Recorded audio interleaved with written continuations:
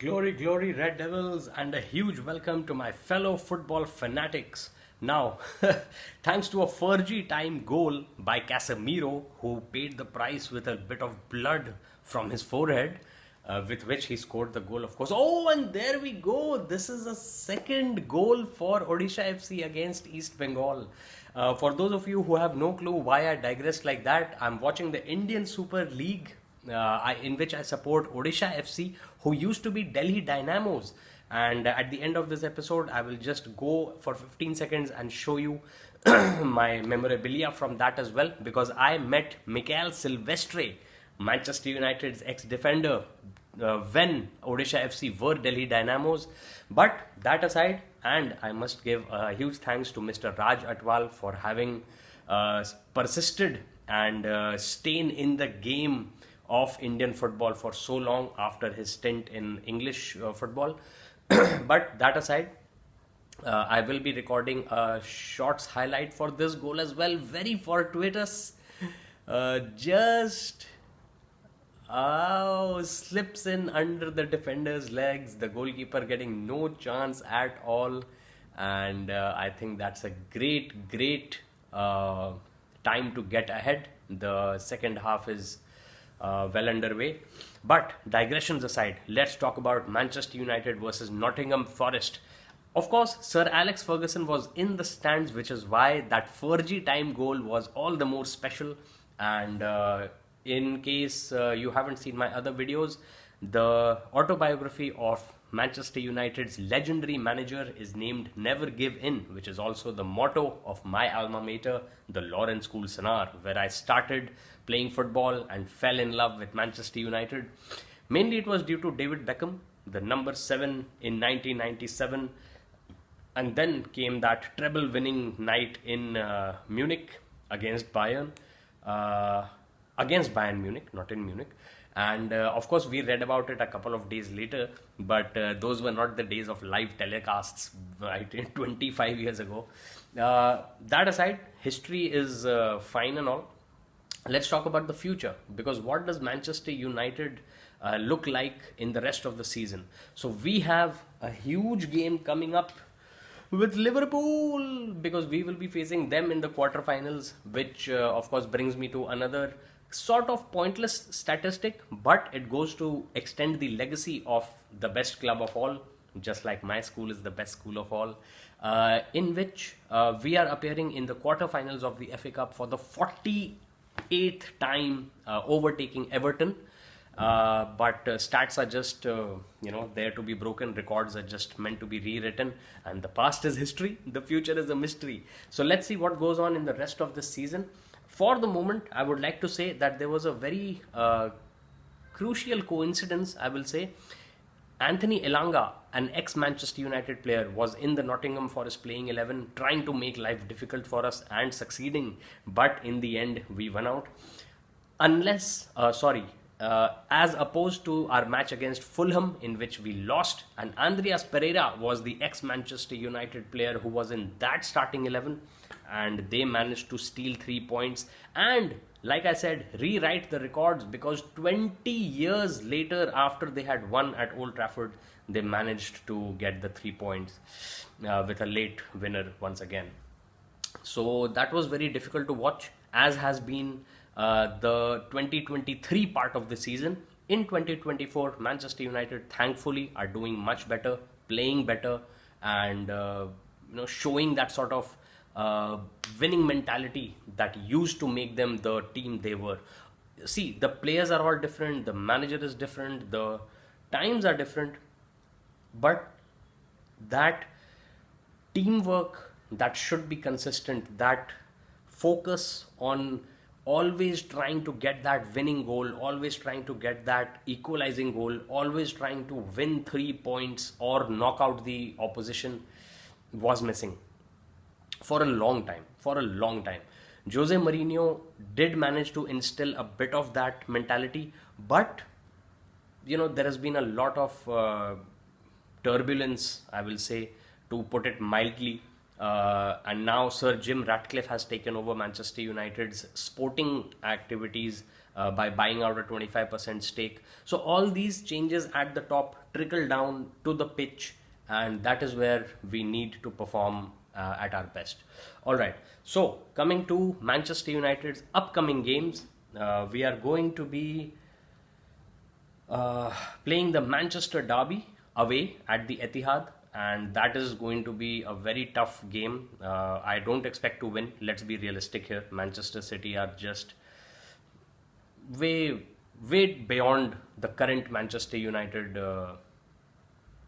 team to overcome.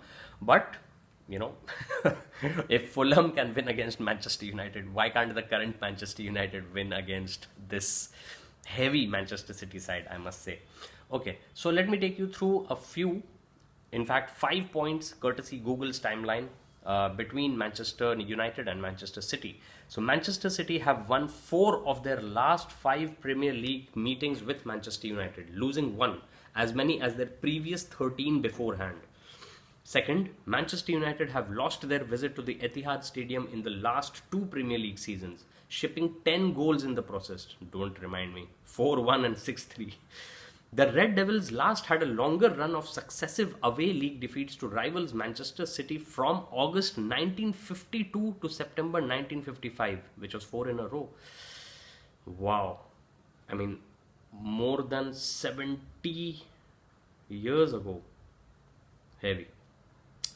Third, no fixture in Premier League history has seen more away wins than Man City versus Man United. 22, level with Aston Villa versus Liverpool.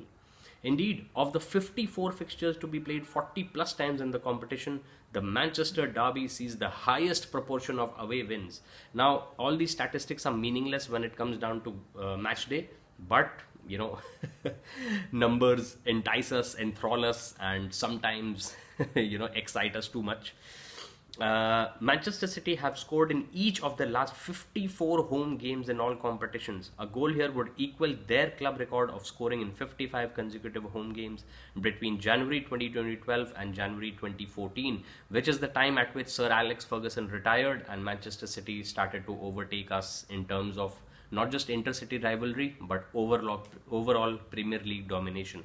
And finally, in the 5th place of the points that I'm going through, Man City have kept 3 clean sheets in their last 4 Premier League games, as many as they had in their previous 20.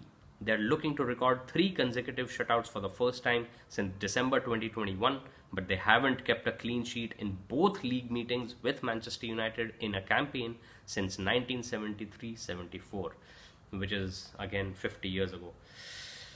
Alright, so all these statistics are fine and well and good and everything, but let's see what happens on match day, which is just a couple of days away.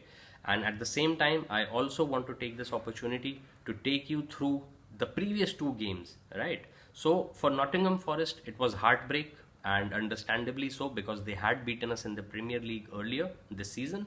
But the main 3 points are: Manchester United have reached the FA Cup quarter-final for the 48th time, as I said. Bruno Fernandes has been involved in 6 goals in his last 6 FA Cup appearances. So a knockout performance is what Bruno is delivering for us.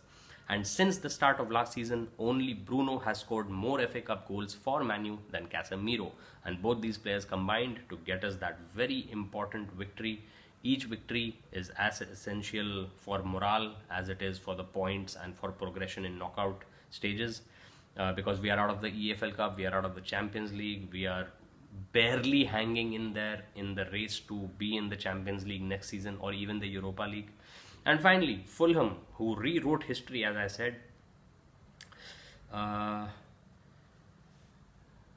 Here are the 3 salient points. Alex Iwobi's winner for Fulham at 96 minutes 4 seconds is the 2nd latest winning goal ever scored against Man U in the Premier League, and the latest goal on record since 2006-07, scored by the visiting team at Old Trafford in the competition. Fulham earned their first away win against Man U in all competitions since October 2003. Like I said, 20 years old record rewritten. And Manchester United have now lost 8 home games in all competitions this season, the most since 2021, in which we also lost 8. And only lost more in a single campaign, again 50 years ago, 1973-74. Alright, so all these statistics aside, I just want to say that you know there's an I Love United happening in Mumbai, which frankly I'm not obviously going to go for, because I am all the way in India's capital in Delhi, and it makes no sense to make that flight there and back just to see. I think it's Wes Brown and Dennis Irwin, I guess. But I do have, courtesy my good friend Appy G, who used to work at HCL when HCL were one of the sponsors of Manchester United, cap signed by Dennis Law. And also, I was going to tell you the story behind why I have a Liverpool cap. So this is because just before I got married in 2019, we played a five-a-side corporate tournament that was sponsored by Standard Chartered, and this, of course, was another piece of uh, merchandise that they gave. This trophy is courtesy the Indian Super League, and I think I will call it an end. Thank you so much for watching. Smash that sub button for Awesome Acts fun, and check out my other Manchester United videos as well as all my other Awesome Acts videos for lots of fun. Thanks again. Goodbye. Take care.